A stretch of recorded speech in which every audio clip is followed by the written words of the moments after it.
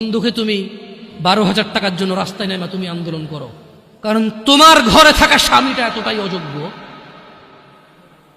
তোমার ঘরে থাকা ভাইটা এতটাই বেখেয়ালি, এতটাই উদাসীন যে তোমার 4,000 টাকা পুরো মাসে তোমার পিছনে খরচ হবে না, সেটা তোমার ভরণ পোষণ নিতে পারে না।